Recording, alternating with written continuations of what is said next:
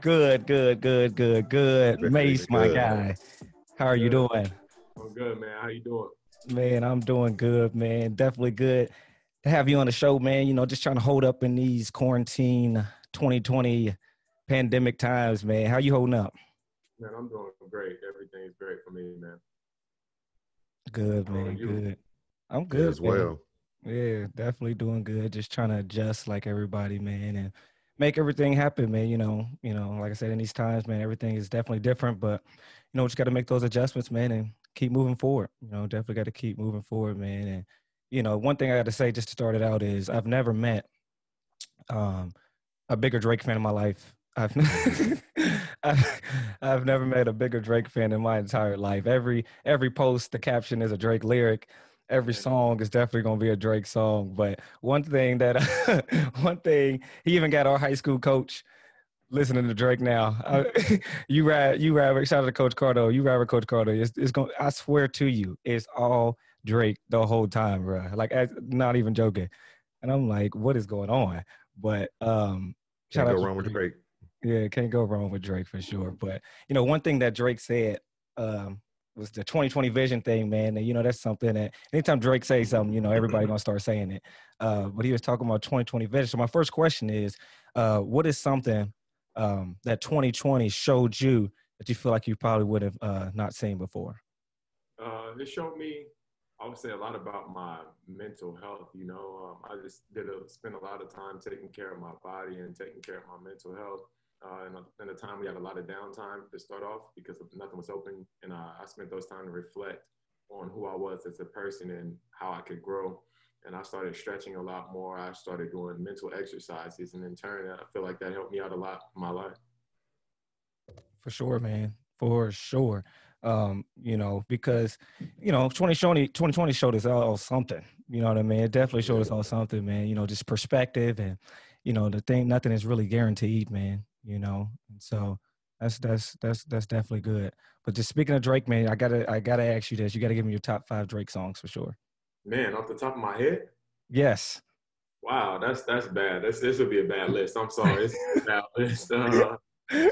Let's get it. Do Not Disturb. Good. I Good. like Western Road Flows. That's my favorite one. Yeah, I like, let me think. Tuscan Leather's got to be up there. I guess we can go with Connect. I really like Connect. And, man, I guess I'll go with The Ride. I really like No Chorus Drake. I don't like when he's got the chorus. When he just raps, that's the best. Like he's really in his bag. It's like somebody scoring 50 in the game and there's 15 for 22 like from the floor. Like it's a really good game. Like he just in his bag the whole time. You know what I'm saying? So I really like No Chorus Drake. For sure. That's For what's sure. up. So when he's singing, you don't prefer when he's singing, or? I mean, nah, I like when he sings, but but I just think I like when he raps better. I got you. Good. Very good. Well, I speaking of 50s too, he Mhm. just said something about scoring 50. I think you should bring something up. Oh, very good.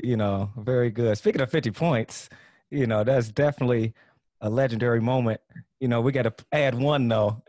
We got to And add one. one. Yep, and one. We got to add one. 51 points, man. That's something I was going to talk about later, but hey, you might as well talk about it now. But, just a 51-point game. Matter of fact, we'll say that for later. We'll say that for later. But, just going back to Drake, man.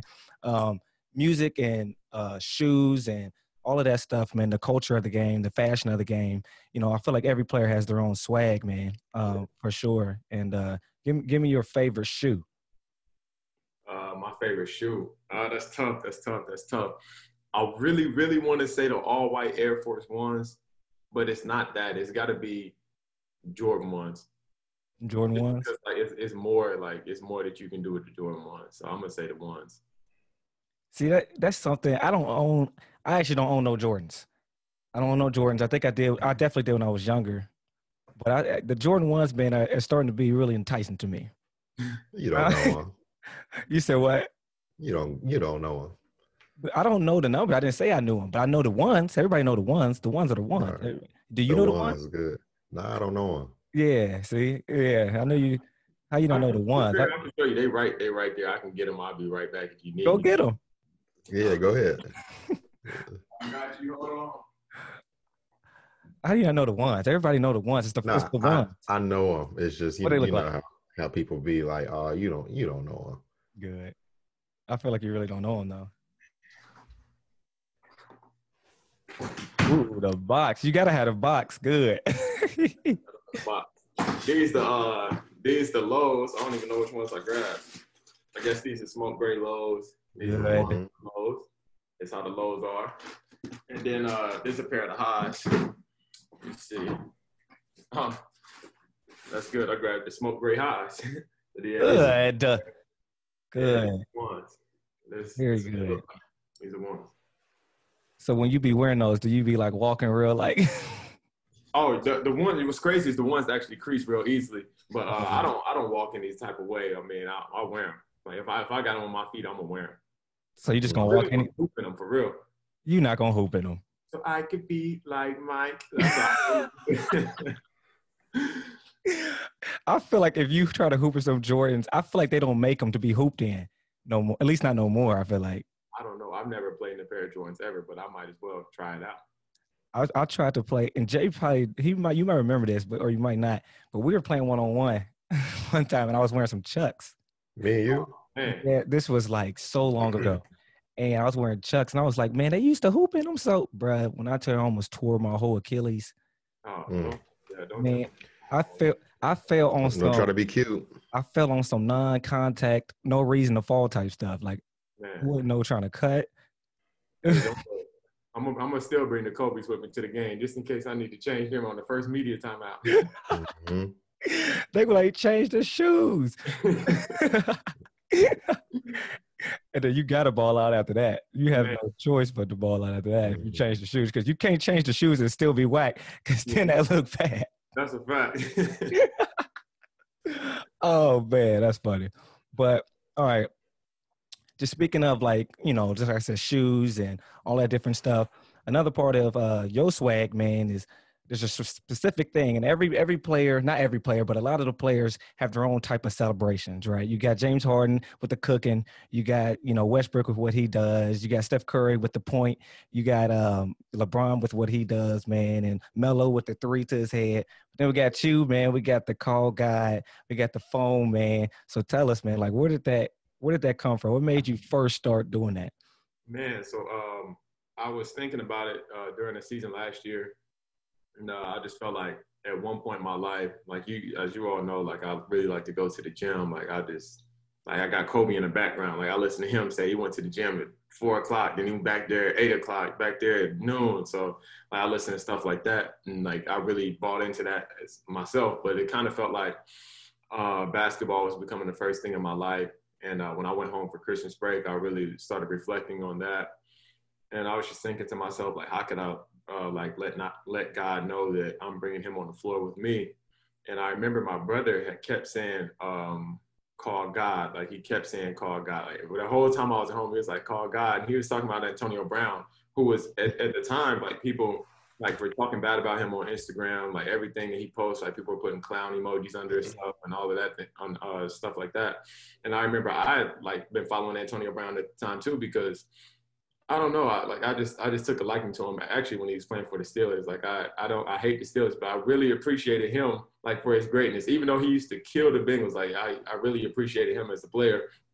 So I was following him around the same time. My brother was like, call God. And I remember I went like this. My brother was like, yeah. He's like, you need to do that. He said, you need to do that in the games. And he said, next time you do it, or he said, next time you make a three, you need to do that in the game. And I remember the first time I did it was, I think it was like December 29th. I remember I hit a three, and before that, I was going like this.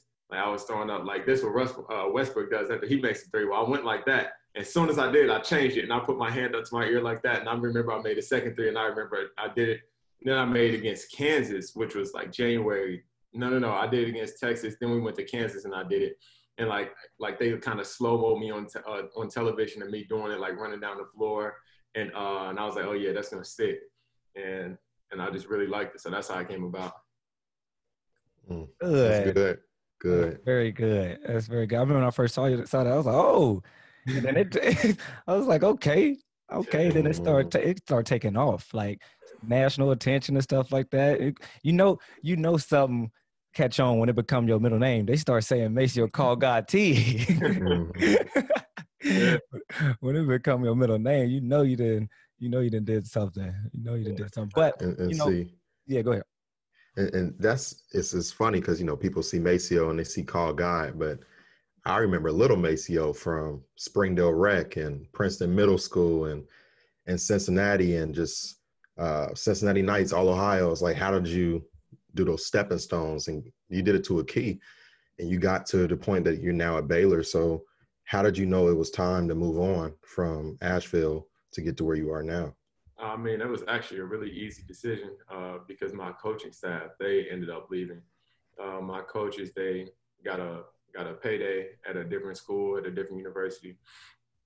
And I remember I was talking to my coaches, the ones that left. So it was Coach Nick.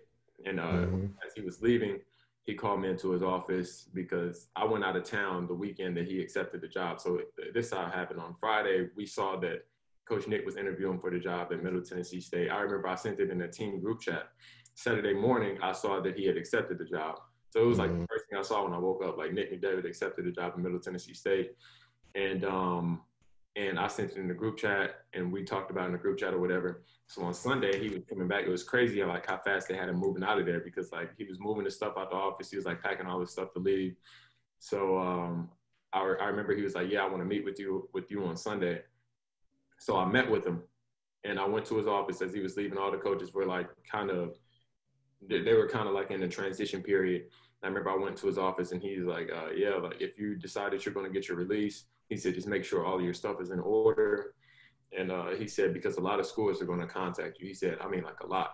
And I was like, okay. He said, no, I don't think you understand. I mean, a lot. He said, I'm telling you, a lot of schools are going to contact you. And he's like, so make sure everything in your life is together, your schoolwork, your family life, your workouts, everything is situated because your phone's going to blow up. So I got my release. 30 minutes after I got my release, so I went to the gym and work out. As soon as I got my release, I was shooting. And I took my phone and I hooked up to the Bluetooth speaker. I had a JBL speaker. I hooked up to the speaker. I'm shooting. I get a phone call. All right. I didn't answer.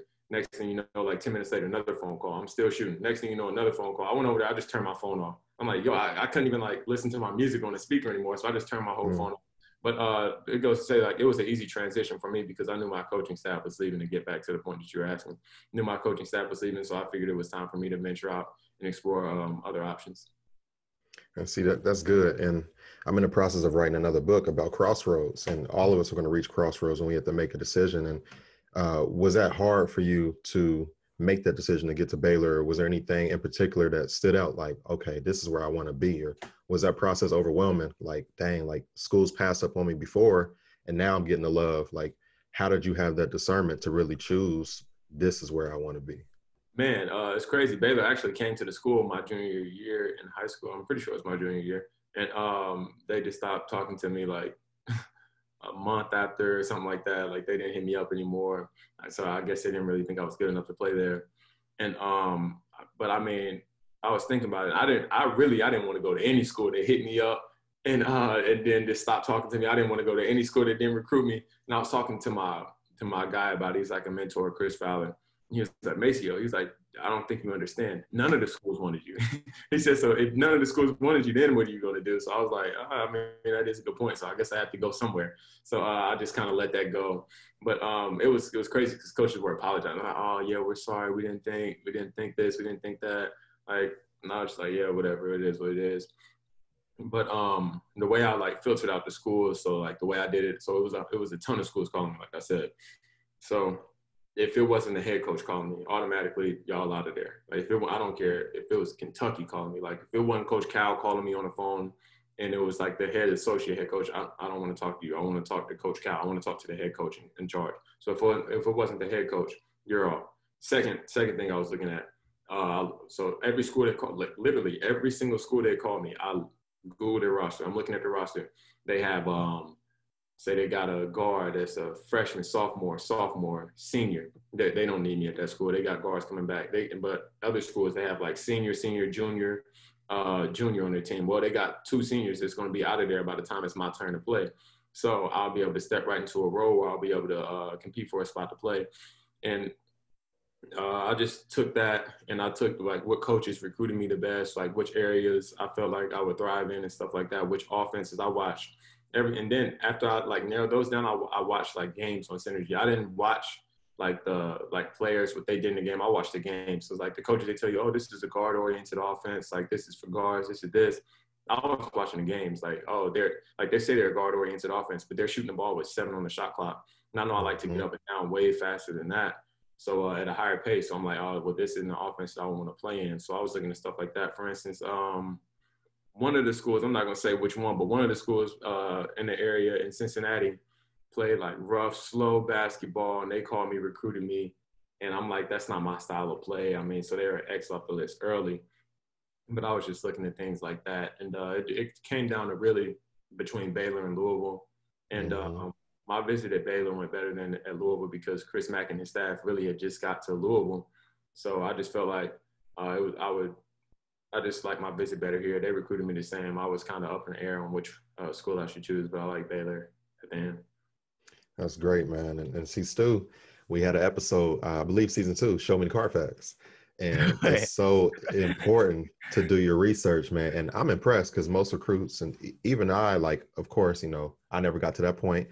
But if I was ever recruited like that, I wouldn't even think of that. Like, man, I need to look at the roster. Like, that's some next level stuff. Like, that's impressive to know your research on, you know, before you pick a major, before you move to a certain city, or before you go to a certain team. That's really important. So I appreciate hearing that feedback. Never heard that before.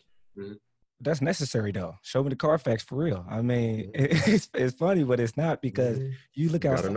You can look at a car on the outside and it looks great, but the engine messed up, or it's been in 5 accidents. You got to know the Carfax, because if not, you're going to end up investing in something or making a commitment to something that it's not going to serve you in the end, you know? And so it's important. I tell kids that all the time, like, you got to make sure that you go somewhere where they want you to be there, and that not only do they want you to be there, but that you're going to be able to be used the way that you feel like you should be used, because even though they might want you, they might not use you like you want to be used. So, you know, all of that stuff. And I taught these 3 letters, this one word, fit. What's the best fit? You know what I mean? Not just what looks good on the outside, because, you know, one of the worst things is just going to a party, you know, looks good on the outside, you know, going to a party that you weren't invited to. So now you show up and people are looking like, okay, I mean, it's cool that you're here, but we're not going to treat you like somebody that was invited. Yeah, facts. You know, so yeah, and people can like you but don't want you. You know, there's a difference. So it's good to be somewhere you're wanted. Yeah, no doubt. Just transitioning though, you know, just playing on a national scale, man. I know that brings like increased responsibility, or may bring increased pressure or whatever like that, man. So talk about how it feels playing on a national scale, national television, and the attention and all of that different stuff, man. Just talk about your mindset in that. It doesn't really feel like anything. Like people bring stuff up like that, and like you know it's cameras at the game. Like, you know, it's going to be cameras on the baseline. You know, when it's a big game. You know, when it's sold out arenas and stuff like that. But like it doesn't really like factor into my mind at all, honestly.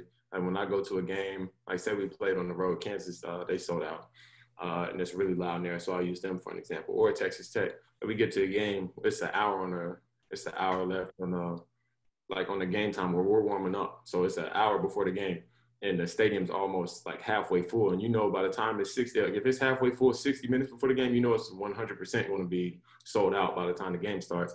And you got their fans like screaming at you while you're going through the layup lines. You miss a shot, they're like, "Oh, miss!" Like they're counting how many times you missed, like a jumper in the corner. But as soon as the game starts, like you don't really pay attention to anything. Like before, like soon as like they throw the ball up in the air, like, I don't even see the crowd anymore. Like literally, I don't like see the crowd. Like I don't think about like the fact that we're on TV or anything like that. It's just like it's just kind of like we're playing pickup, and it's just people sitting around just watching. Like that's kind of what it feels like. It's just a game, and it's not really any pressure. Although like people online might tweet you and stuff like that and say like crazy derogatory things, but I mean I don't really feel any pressure while I'm out there on the floor. Yeah, man, I remember a time, y'all was down, and I know you've got this question. I know y'all was not down, but y'all were up 6, like 6 seconds left. You was at the line. The boy had 2 free throws. Boy, 86% for the career. Boy, a great free throw shooter. And you just missed both, right? I mean, it happens. You missed both. And people was on Twitter going crazy, like, oh, I'm going to send you a Venmo. You cost Venmo. 50,000 and stuff like that. And, oh, you definitely betting on it. Or there's people going crazy, man. And, us being on social media, dealing with the noise on the court is one thing. But then dealing with the noise off the court is another, with social media and stuff like that, especially during these times, during this age. So how did you deal with that situation, or situations in general, when it comes to Twitter or Instagram or Snapchat or just all the social media apps that people just doing the most? Man, all right. So the first thing I'll say, that's the second time in my career I've ever missed like 2 free throws at once. Like I think I can't even think of another game where I missed like more than 2 free throws at the line at once. And one of the times I was shooting a technical free throw, I think it was my freshman year, and I was shooting like 89 from the line that year, and I missed both. And then at the end of the game, I missed both this past year. And people like I got death threats after that. Like no lie, like people were like, I didn't send the death threats to the guy because I didn't want to put those out there because I didn't know he was going to like blur the names out and stuff. So I was like, oh, I'm not gonna send the death threats, and like I'm protecting them, and they're trying to kill me, and I'm protecting them. That's crazy. I like looking back at that, but yeah, like there people were saying like, I hope you die. Like we know where you stay at Baylor. Like we're gonna come kill you. I'm like, bro, like are they serious? But I mean, it really didn't bother me at all. Like people commented under my Instagram post, all of that stuff. Like, but honestly, it didn't really bother me. And I talked to the quarterback at Baylor. So after that happened, I talked to the QB, Charlie Brewer, and I DM'd him on Instagram. Because we got a pretty good relationship. So I hit him up and I said, hey, after the games, do people ever contact you and like say stuff? He said, yeah, people hit me up all the time after the games. And he said, but honestly, he said, those people wish they were doing what you were doing. So don't pay any of that stuff any attention. He said, because like, they're not you. And that was basically like what he told me. And I was already thinking that, but to hear him say it, I mean, it meant a lot, because when I was in the stands watching one of the games, people were talking bad about him. And I remember I was in the stands arguing back with one of the regular students because they were saying, take him out the game. And I was like, well, can you do what he's doing? I vividly remember saying, like, I don't think you can go out there and come get a first down for Baylor football right now. So like, I don't think you should comment on what he's doing right now. And that kind of shut him up. But it was crazy to say that he basically said the same thing that I was saying to the fans in the stands. No doubt about it, man. And you handled it really well. You definitely handled it well, man, because if you're not careful, you'll lash out, and then you'll be the one that getting attacked. Rep. Exactly. Now you got canceled because somebody else. This is cancel culture, man. People are quick to cancel somebody. I'm just like, dang, we canceling people? Like, that's crazy. If that's the case, everybody need to be canceled. But, exactly. So I gotta tell people all the time, like, if that's the case, we all one little hidden camera, one little microphone you didn't know was there. We all one of those away from being canceled. There, if that's the case, So, but like I said, man, you definitely handled it in a really professional way, man. So that's definitely good, man. But just transitioning to just talking about hard work is one thing that can drown out the noise a lot of times when you feel the pressure, because pressure is going to come, man. That's just life. Challenges are going to come, but the more prepared you are, definitely makes a big difference, man. And so preparation is not something, or hard work is not something that you've ever ran away from, man. I got plenty of stories, and one of them is there was one time I was at Walnut, right? I was at Walnut, the high school you went to, the high school I went to, and the school that I coach at now. And I don't know, maybe it was either your junior or senior year, obviously, but I was there for a whole different reason, right? I was there for a whole different reason. It was like nighttime, and I was driving. I was like, let me stop by the gym. I wonder if Mace is there. I was really like joking. Like, I didn't think you was going to be in there, but I was just curious if anybody was in there. And I go in there, and this is what I hear. Dink, dink, I was like, is that the shooting machine? Who is in the gym? Who's in the gym getting up shots?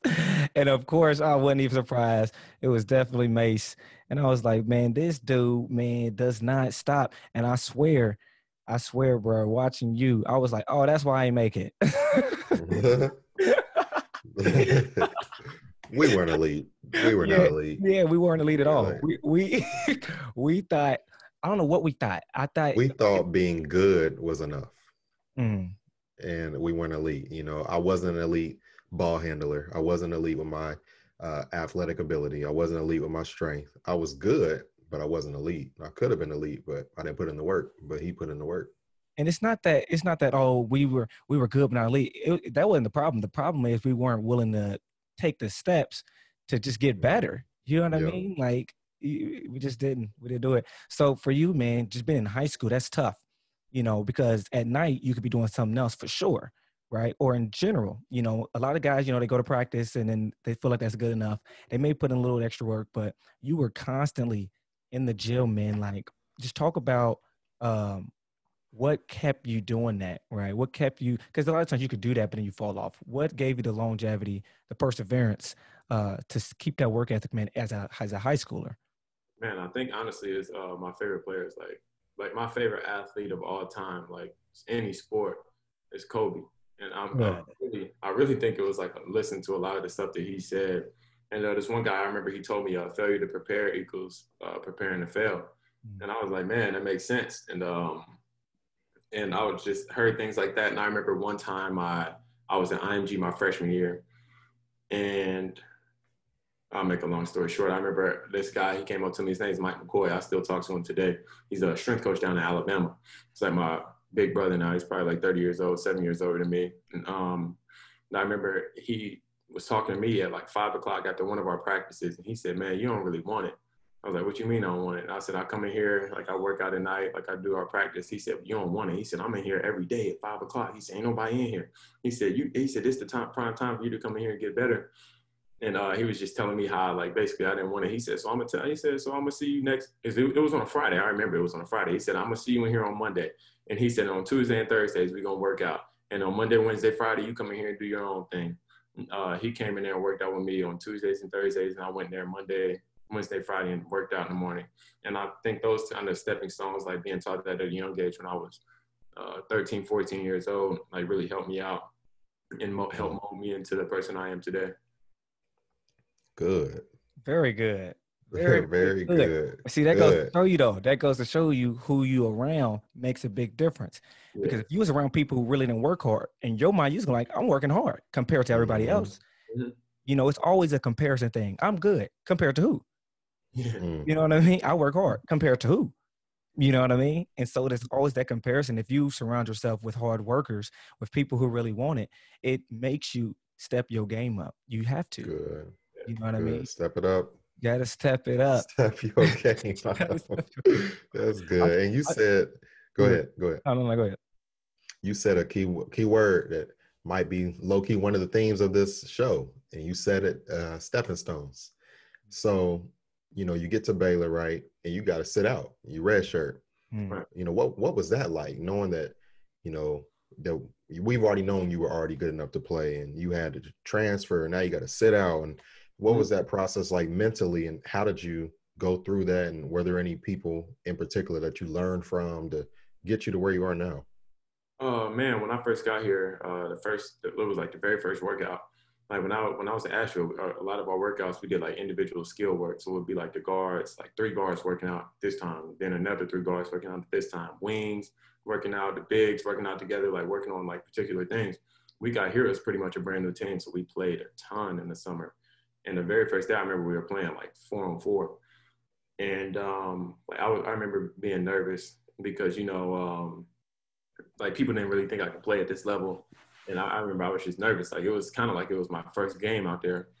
And I remember I was cooking the first day. Like, I'm like, oh, like, these guys, I can play with these dudes. Like, they ain't doing nothing special. Like, I remember, like, thinking, like, the bigs are bigger, like, the wings are stronger, but, like you belong here. And I remember thinking that. So going forward, I remember just working on a lot of things that I felt that my game needed to work on. I felt like finishing at the rim. I think I finished, like, 40% at the rim my sophomore year. And I finished this year? I think it was like 47.5 this year at the rim. And like that was like a big step for me. like for somebody else, like Lonzo Ball, who shot 60% from two his freshman year in college, like that might be bad to him. But for me looking at MaCio, like I'm seeing like I made a step from 40% to 47.5, and that's good for me. So as long as I continue to like show signs of progress, like I'm okay with that. So I worked a lot on finishing. But as far as my mind, like during the season, practice was like our game. So especially like when we did scout team the day before or 2 days before the games, like those were the days where we really would play. And I was always one of the better players. So like if we played, I'm trying to think of somebody. Like when we played Texas Tech, I was the kid. What is that kid's name? He plays for the Minnesota Timberwolves right now. I can't think of his name for whatever odd reason. Jared Culver. Yeah, that's the name. Yeah, I was him. I was Jared Culver, and basically he could do whatever he wanted to on offense. So I'm out there just trying stuff. And I remember I was cooking. So like those were like my game days. And at the end of it, like the scout team really wanted to beat the main team. Like those were like really days that I look forward to. Is like the scout team days. But at times it was hard, like when the team went on the road, and I would never watch the games like when they played. Like when the team played, I used to go to the gym and play. Like I used to go to the gym and practice. Like until their game was like this. Say they started 7, I would go in there from 7 and I would leave at 9 because I knew the game would be 2 hours long. And I would be like, all right, I'm about to play my game tonight. Like I'm like, it's me. It's MaCio versus MaCio. What you gonna do in here tonight? And like that was just kind of my approach I took at it. And yeah, I just feel like just being mentally strong, like sitting out is not for everyone, but it was kind of easier because I knew I was going to be sitting out. I knew I was going into a situation where I was sitting out a year opposed to an injury where it just kind of happened, you know? So I was able to get through it. It's all about being mentally tough. Mm-hmm. Yeah, and being able to adjust, man. Being able to adjust and roll with the punches a lot of times, man. Like you said, I know that wasn't easy, especially as a competitor like you, man. You always want to play that. First of all, that's hilarious, though. That you was like, all right, y'all playing the game? I'm about to go play my game. I'm for real. I used to be in there hooping. By yourself, like, or did you like just pick a victim that was at the gym? Like, all right, come on. Victim. It was by myself, for real. Like I would go in there shoot, and I'd be like, all right, you got to beat this. You just went 7 for 9. Now you got to go 8 for 9 this time around in this drill. Oh, you didn't get it. Let's do it again. And then at our home games, I would play, or no, we would do like our game day workout. We would lift. I would go home before the game. I would get back probably like 30 minutes before the tip off. And like we watched the game, and right after the game, me and Davion Mitchell, number 45, we'd be like, hey, what you trying to do? All right, bet. We in the gym, we playing ones. Best of 7. So we in there, everybody left at 9:30. Me and Davion, everybody left at like 9:30. And after the games, like the coaches' families, they always go into the practice gyms. They got kids, they're in there running around, just doing random stuff. We have to wait for them to leave. So now it's like 9:50 when everybody's family is finally leaving.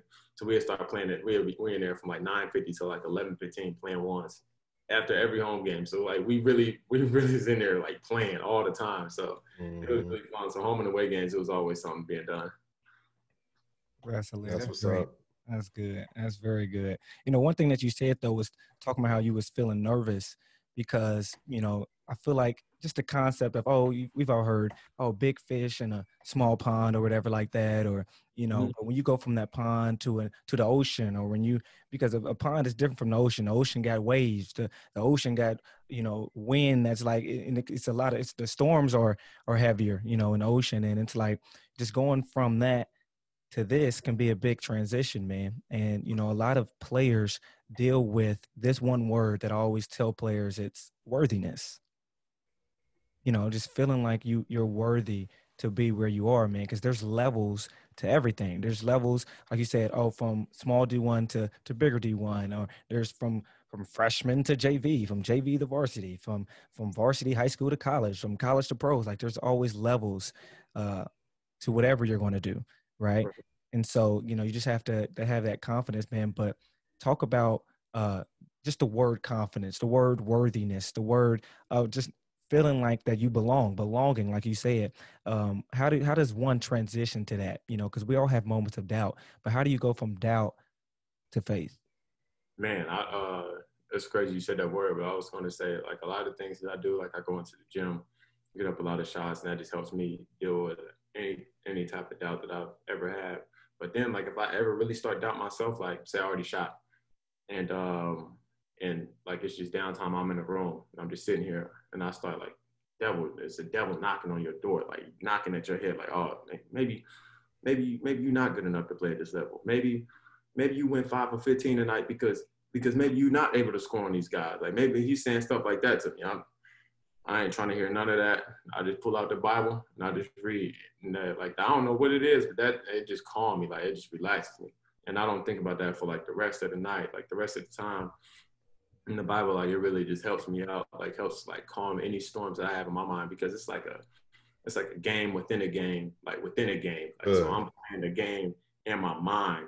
And then I'm going out there and I'm playing the game on the court. Like I'm going out there playing on a game on the court against myself, and then I'm playing a game on the court against the opponent. Like that's why I say it's like a game within a game within a game. But it all starts like right in between here. What I'm feeding myself in here, it's always got to be like positive things, like what's going into here, and that's like, and this quarantine really helped me like understand that. Like I did it before, but like I really like locked in. I'm tapped in mentally. Like I'm tapped in up here right now on a whole nother level than I've ever been in my life. Man, that's amazing. That's and, good. You know, talking about calling God and believing in God and having faith, but what good is it to have faith if we don't act on it? Faith without works is dead. And the fact that you have your routine and that you choose the Bible to get in to really mentally prepare, because all the great personal development that's in there, it just goes to show that you act on your faith and you're not just talking about it and you just correlate that on the court. So that's great. Mm-hmm. For sure, man. That's very good. And it's funny that you were saying all of that, because, we asked you a question because we interviewed you 4 years ago. I looked it up. It was October 10th, man. It was a little bit, literally almost just 4 years ago. And just seeing your growth has been amazing, man. But we asked you a question of who your toughest opponent you've ever gone against is. Like, do you remember what your answer was? Man, I don't know, but I know what it is now. You're going to learn today. Hold on. So you say who it is now? Who is it now? Me. It's you? I'm telling you, bro. I promise you, it's right there between here, man. I'm telling you, like the toughest opponent anybody in life is gonna face is right in between. It's your thoughts.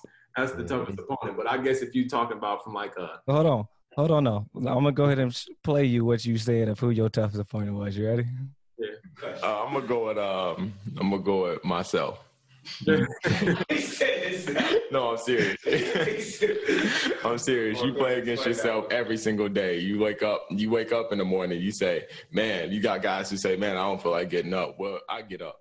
Like you're going against yourself every single day. I'm trying to beat myself every day. So I'm the toughest opponent for myself every single day. Clap it up. Good. Clap it up. Good. Amazing. I thought I said like a player. Like I didn't know I said that. Mm-hmm. Yep. That's what I say. You're gonna learn. You're gonna learn. That's amazing. That's amazing. And it's because it's so true, man. It's so true, man. And I'm glad you said that, because a lot of times we try so hard to defeat somebody else first that we lose to ourselves without even realizing it. And then we thought, like, dang, I was comparing myself to this person, that person. But like you said earlier, it's about trying to figure out how can I be better than I was yesterday? How can I be better in this drill or this workout? How can I be better, man? And not really falling into comparison. Man, I saw I think it was Dame the other day. Well, let me go back. I remember I used to, like, growing up, like I used to be like, man, how's this dude like getting this offer? How is he getting this offer? Like I'm better than him. Like I see him in the top 100, but I think I'm better than him. Like I'm performing better than he is right now. Like how is he getting an offer and I'm not? And I remember I saw Dame tweet. I'm 95% sure it was Dame, but it was in the last 2 weeks. He said comparison is a thief of joy. I just saw him tweet that. I just saw it on my Twitter. And I was like, man, that's a fact. And like I just kind of try to live by those type of things. Mm-hmm. No doubt. Comparison is, and that's why social media can be dangerous, because it is the land of comparison. The land. People posting their offers. I saw somebody post the other day, got happy to get my 22nd offer, and they post like the little picture of the school, like on the court and like a player. I'm like what? Like, we understand it. After 22, I was thinking like, bro, we get it. You getting offers. Like that's really what I thought to myself. Like, we get it. You got the offers, my boy. Like people want to be seen. I thought it was unnecessary, but I mean, I guess he was just showing appreciation, showing love. But if you look at that, you could be upset if you feel like you're better than that person. Oh, for sure. Yeah. For sure, man. Yeah. Because you're like, dang, where's mine at? Yeah. You know what I mean? Right. Like, where's my stuff at? You know, but Man. like Jay said in one of our episodes, he said, I think it was the Got Fruit. Is it Got Fruit? Yeah, that episode. He said, not all fruit grows the same. Good. Not all fruit grows the same. You know what I mean? Like it's not the tomato don't grow the same way as the apple, you know. And so you just gotta follow your journey. You know, our growth is gonna be different. Our journeys are gonna be different. But at the end of the day, we all gonna make it happen, you know, if you put in the work. So I thought that's very good. I had to bring that up, Jada. That was very good. Very good. And Good, like good. I was saying, people want to be seen, right? And eventually you were seen and the team was seen as the number one in the country. So what was that like, you know, of eventually finally being seen? You're number one in the country. You know, what was that like to stay like level-headed? And also my other question for you is what was the biggest challenge playing in the Big 12? Because that's a major conference. Man, I would say, you said, what was it like to be seen? Yeah, as a number one, to finally get that recognition and to be a leader on the team, for you guys to continue to gel together and not let that get to your head. Yeah. What's crazy is like one of the things that we talked about as a team was like this guy. It's our team chaplain, I believe. I think it was Pastor Brewer. He was talking about like in life, everybody has these goals, but what is it that you want out of these goals? Mm-hmm. And when we were number one last year, like it's just like, all right, cool. It really didn't feel like anything. Like people would bring it up to me like, oh yeah, congrats. And I'm like, oh, for what? Like every time somebody said it to me, I'm like confused. Like well, why are you saying congrats? Like you guys number one. I'm like, oh yeah, my bad. Like I kind of forgot about it. It's kind of like I never really thought about it. So I feel like I remember one of my teammates, I think it was Davion, we were talking about it, and he was saying like it never really crosses his mind until somebody mentions it to him. And I feel like that was pretty much was what the entire team was like, because I never really thought about it. I don't think the guys in the locker room thought about it. So I feel like that helped us become level-headed or stay level-headed and keep our foot down and grind throughout the entire season. And what was it like to play in the Big 12? I would say that the competition is better. The guard play is better. It's tougher guards at each position, but the bigs are slower than the bigs in the Big South. For sure they're slower, but they're small. But they're way bigger than they were in the Big South. So that's the thing. So in a lot of times, I remember I used to go against the hard hedge a lot, and I used to be thinking like, yo, these bigs are like the bigs in the Big South. I'm like, they're fast. How am I supposed to get around around the hedge and against the big who's so quick? But in the Big 12, like they're slower. So I just feel like it's different things that happen in the Big South and the Big 12 ways to compare it. But it was for sure tougher from each position night in and night out. That's good that you were able to recognize that and adjust to it. Yeah. No doubt. Go ahead, Stu. Oh no, you know, just you talked about just being number one and stuff like that. You guys were number one. I think it was like 5 straight weeks or whatever like that. And you got to the point where you were starting, man. You were doing good. You were doing your thing, and you guys got the number one seed, I think, right in the tournament for sure. You got a number one seed and stuff, man. And all of that stuff, man, is stuff that you work hard for. You know, you work to achieve those things, be a part of a team like that. And so you did all of that. You did what you were supposed to do. You did what you could control. And then, so now I want to know, after all of that, what was going through your mind after you heard these 2 words? Tournament canceled. Man, I was just thinking, it was kind of like a bummer. I really just wanted the tournament to be suspended. Like NBA, like they said, NBA season will be suspended until further notice. And I mean, they at least had a chance to come back and play. So I felt like we should have got that opportunity to play. And I like Mark Few, who's the head coach at Gonzaga. He said, it was around March. He said, hey, like, this was like 2 days after it happened. He said, I mean, we understand like everything that's going on, but I mean, the guys want to play. I mean, we got a good chance to winning this thing this year. Let's suspend the thing, come back in May. Let's meet again, and if things haven't changed, then maybe we'll think about canceling it. But like we'll just try to develop a plan. I just feel like it's pretty like quick to make this decision to cancel it. But I felt like it was like, kind of like a domino effect. Like nobody wanted to be the sport where everybody was getting sick and the coronavirus and stuff like that, getting COVID-19. So I just feel that, like, I personally didn't agree with canceling the tournament, but I mean, it was what it was. Like you said, you got to control what you can control. And I just went ahead and prepared for the offseason, whatever that, what I know at the time what that was going to bring. But I was just like, I'll take a couple weeks off, and then I got to get prepared for the offseason. For sure, Let's man. see. Following up with that, after hearing about COVID, what was like the process like testing out the waters for the NBA draft? Because that's not easy. You trying to prepare to play professional ball, but at the same time, COVID's going around. So, what was your situation like? Did you really get a chance to get a process that you could test it out? I mean, I did interviews with teams. I did 10 interviews, and I mean, that was pretty much it. Just interview with different organizations, different franchises, and just tried to get a feel on the questions that they would ask me, or just I got a feel on the questions that they asked me, and I wasn't really for sure if they wanted me or not, things like that. But just going forward, I learned for what I have to do next year. That's good. For sure. And just speaking of COVID-19 and stuff like that, man, just with the season starting back up, I know for us, for high school, things are not going to look like we're used to. It's just not, at least not for us.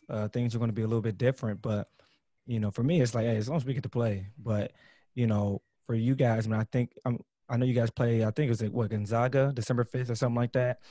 And that's supposed to be a big game for sure, 2 top teams and stuff like that. How are you preparing yourself mentally? Because you think of somebody like Paul George or, some guys who are like just completely thrown off by the whole bubble concept because they're so used to a crowd, they're used to an atmosphere that they've become accustomed to.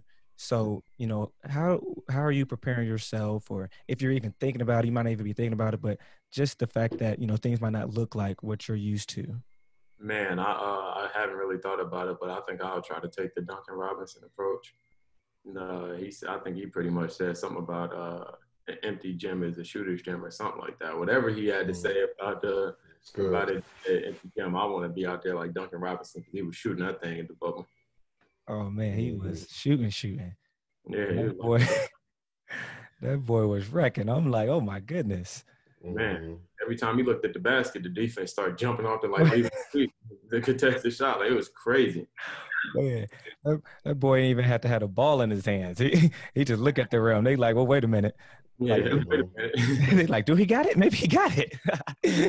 Maybe he do got the ball. I never heard of him at the time. I didn't know much about him, but he had his stepping stones, and he made it in due time. So we all have stepping stones that's in play before we get to our final destination. So that's good. I just got one more question. We've been talking about the bubble now, talking about Duncan Robinson. Who are some other players and maybe some teams that you watched during the bubble that you really locked in on? I know you like Dame. Was anybody else in the bubble that you liked their game or somebody that you learned from? Man, I just learned that the Grizzlies, they got a really good core group of guys, young group of guys. They compete at a high level. I watched that. I watched the LA. I mean, I pretty much watched everybody that was in the bubble. Like, any time it was a game on, I was really trying to tap in and watch. Yeah, pretty much every team that was there, I watched the games. Like, every That's game. Good. Like, I'm an NBA fan. It could be who had the worst records in the NBA last year. I think it was maybe the Hawks, and I don't even know. Yeah, I think the Hawks. I don't know what happened with them, but yeah. Whatever the 2 worst record teams in the NBA, say it was them and say it was Gonzaga and I don't know who's third in college this year, probably Villanova. Say they were playing the 1st and 3rd ranked team, I would watch the NBA. I'm not a college basketball fan. I love college basketball. Don't get me wrong. Like, I play college basketball, but I just really love NBA. I just love the NBA. Like, I don't know what it is. I just love watching the NBA players play. I don't know what it is. Speaking of NBA, do you play 2K at all? Are you good at 2K? I don't play. I don't even have a system. The last system I had was like 360. All right. I was gonna see if you could beat me in the game, but see, that's why he made us too, because he don't have a system. I probably could. You said you could what? I probably could beat him, but I'm playing with Kobe. I'm playing with the All Lakers team. All Lakers team. I've seen you do that. I mean, I go talk about. Hey, they got bad for me over there. I ain't gonna lie. Hey, I lost by 28. I'm gonna go ahead and say it. I lost by 28. Oh. Trey Teague, my cousin. Oh, Mm. they got bad for me over there. Oh man, and I ain't gonna lie, I do got some proof of that. 28 points. It's all right. We all lose. I said it myself. You can show them the proof. I said it myself. If I But lose, I'll be the first one to tell you I lost. But when Hey. I win, you're gonna hear about it. But I can't even say nothing because the last time I played, I swear I haven't played since this day.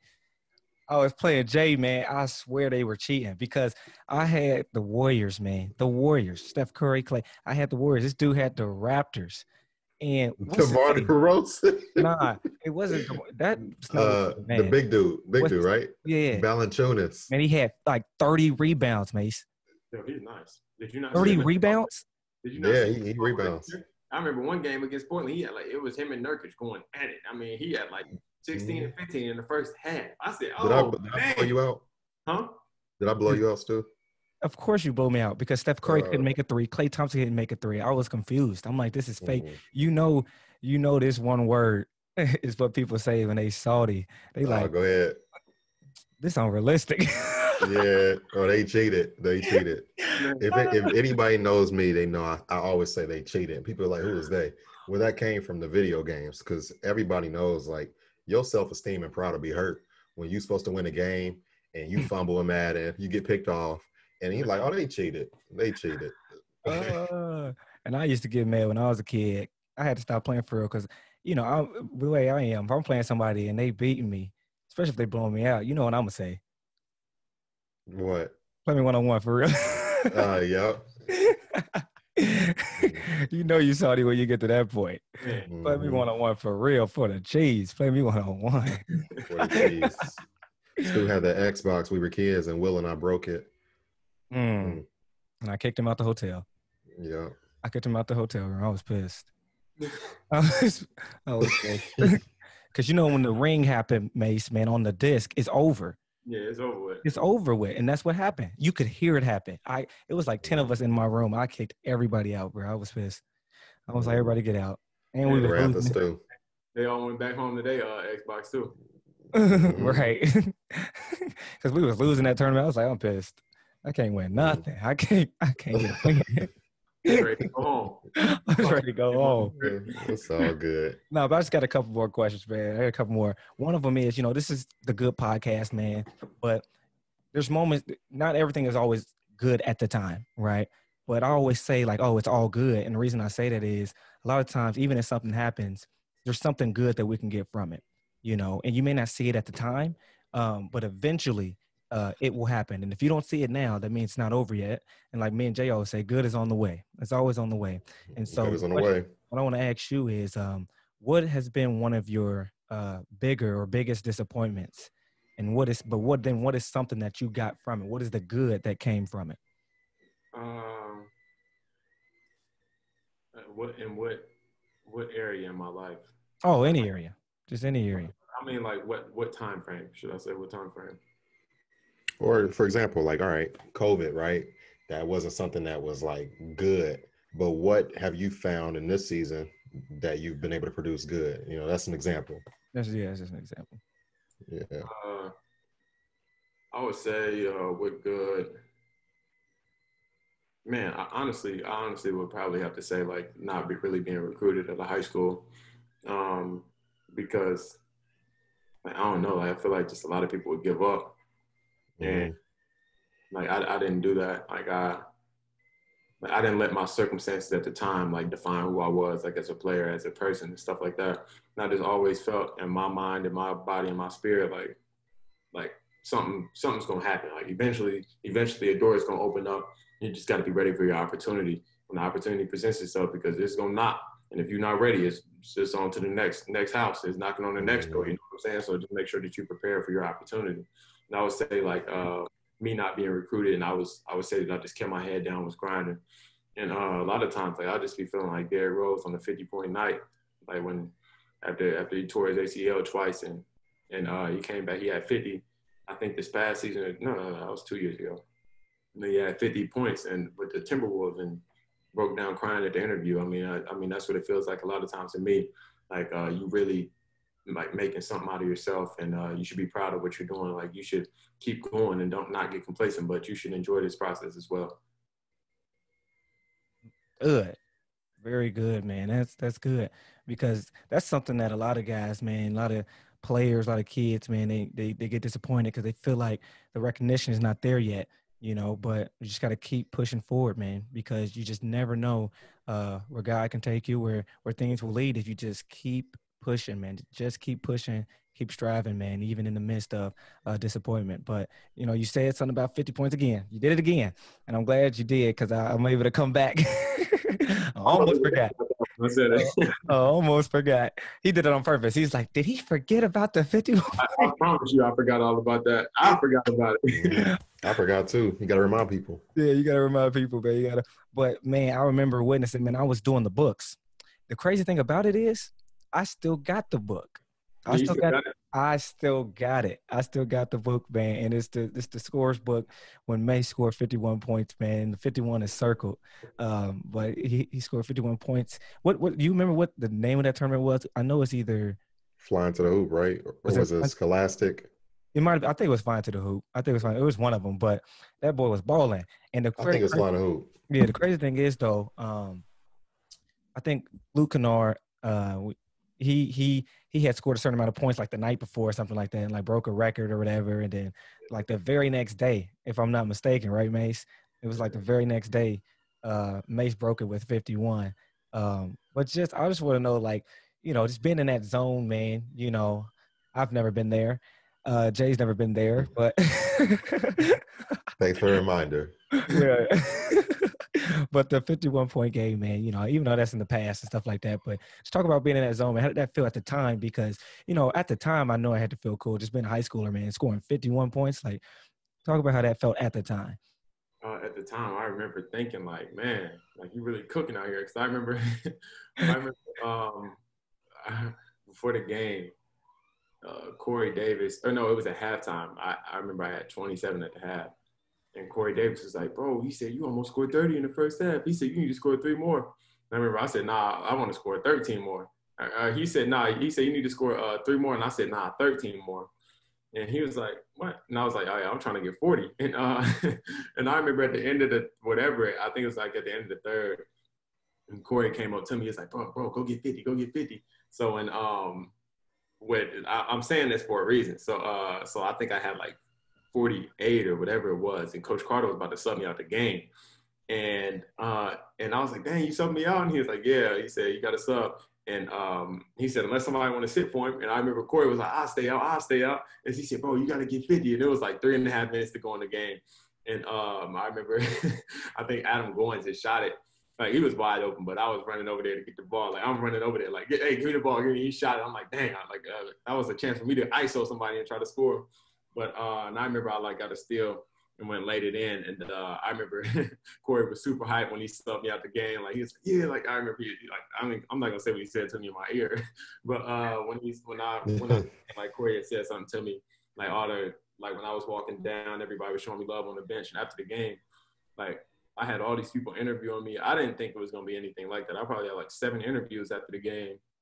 Like, all these people were showing me love and stuff like that. It was kind of like a good feeling. I remember, and it was cool because like I stayed at the tournament the rest of the day, and everybody came up saying stuff to me. But that wasn't the reason I stayed out. The real reason I wanted to stay up there was because Dayton Wayne was playing Finley Prep that night, and so that was the only reason I ended up staying. But it was a really cool feeling, like everybody recognizing them, like what I had just done earlier that day. And that was the first time anybody asked me for my autograph. I remember that. I was just about to say that. I remember them kids. I still got that picture too. Them kids coming up and that was dope. So let me tell you something. Like, what's crazy is I did an interview. I think it's with an Instagram called My Take Hoops. So I did a Zoom call with him. It was probably 3 weeks ago, a month ago. I don't really know. So I'm on an interview with him.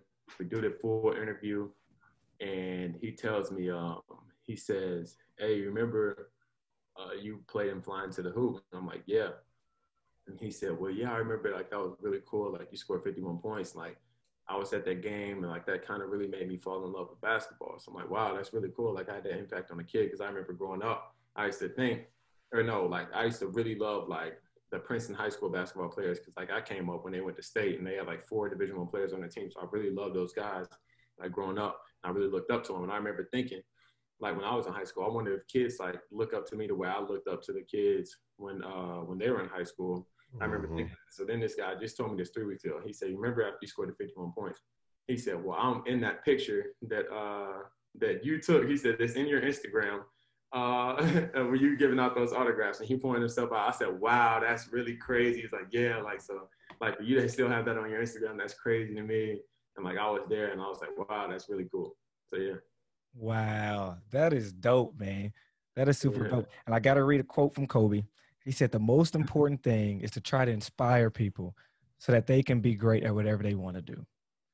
Yeah, you know, fire. And so that's the thing, man. You know, that's one of the major things, man. Obviously, you've already done that, you know. And the thing is, a lot of times you may be doing that and not even realize it because, you know, what are the odds that you run into dude that was in the picture? You know, what are the odds that you run into the kid that said, oh, you inspired me, that made me fall in love with the game, you know? So that's dope, man, because you get to see the impact you really had at a young age, man, at a young age. So kudos to you, man, for doing it, because that makes you go even harder, man. You realize, like, man, there's people looking up to me, you know, and so your hard work is no longer just about you. Yeah. You know what I mean? So that's dope, man. So this is my final 2 questions, man. Jay drives Uber, right? He drives Uber, and I asked him this question on one of our shows. I think it was Changes or whatever. It was because he had just turned 25, right? And so now I'm gonna ask you now. Say you're driving Uber, right? You're driving Uber. You pick somebody up. All right, it's a young kid, and you look and you realize, oh snap, it's 12-year-old me, right? It's 12-year-old Mace, right? And so y'all have a conversation and stuff like that. But now you're finally about to drop him off. You're never gonna see him again. He's getting out the car. So now you got like one sentence that you can say to him. One final thing you can say to young Mace. What are you saying to him? What am I saying to young Mace? I would just say, be aggressive in everything that you do. Like, be aggressive and don't take no for an answer. That'd probably be what I'd say to him. Good. That is good. That is very good. And so last thing, man. Last thing. I call this good and quick, lightning round. Give you a phrase or whatever, a word, and you just give me a quick answer. All right, give me a quick answer. You ready? All right. Best NBA player of all time. Kobe Bryant. Good. I just had to make sure people remember. My bad. I just had to bring it back. Favorite sports moment. Dang, go out with that one. I say, I don't know, 51 flying to the hoop. Probably just about it. Favorite book. The Kobe Bryant's book. Good. Favorite food. Pizza.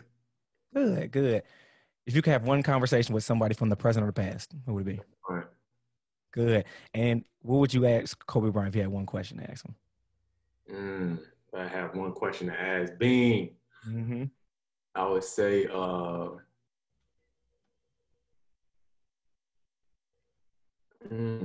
have one question to ask him. Man, I'll probably ask him, can you send me a tutorial of how you did every move that you've done in games? That's what I asked him. Give me the workout plan. Can you send me your workout plan and how you did these moves, what you studied? Please. That's what I asked him probably.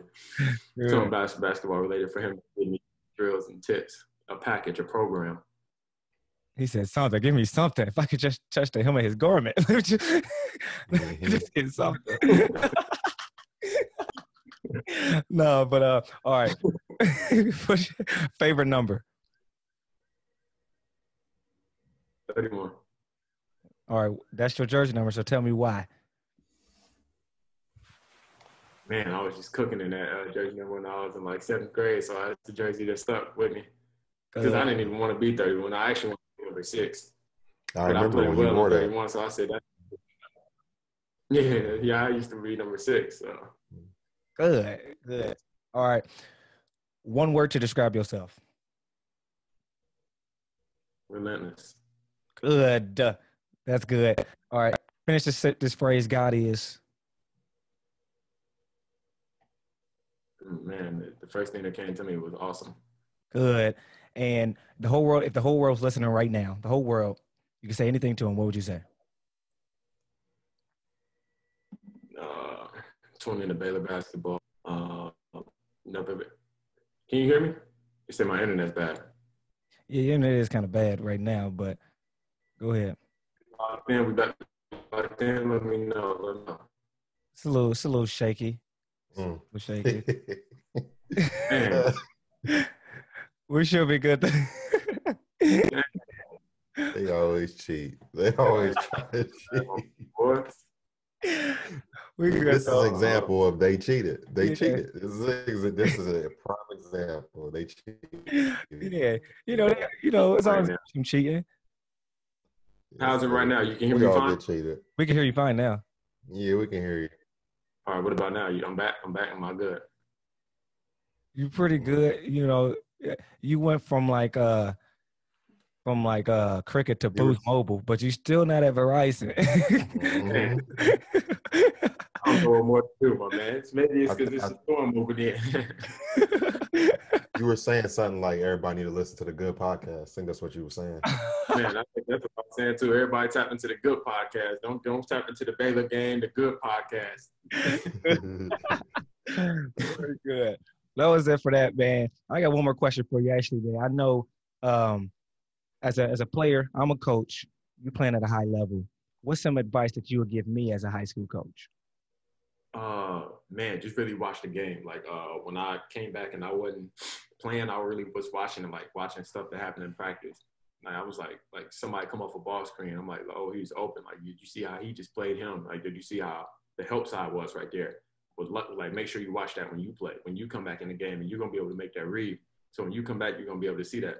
Oh, watch how he like drove in there and stopped and like sat on this pivot and looked this way, and that freed up the other man so you could pass it to him. Just make sure you like watch a lot of film, I would say. Just pay attention to the game. Like, don't just like watch it like how you're watching it with your boys, like kick back, watching it on the couch or something. Like, really pay attention to the stuff that they're doing. Like, you see something that you like really pay attention to it. And I would say that would be the biggest thing, just watching with the mindset to grow, not just watching it as a casual, just like casually watching it. Good. Very good. Well, Mace, man, we appreciate you, man. Appreciate you coming on. Appreciate you taking time out to have this good conversation, man. You definitely gave us a lot of nuggets, a lot of value, man. So once again, we definitely appreciate you, man. Yes, sir. Appreciate y'all having me. Oh, yeah, Always. good to have you, man. Thanks for getting on. For sure, man. Hey, and if you ever need anything, don't call me because I can't help you. Call God, though. Call God.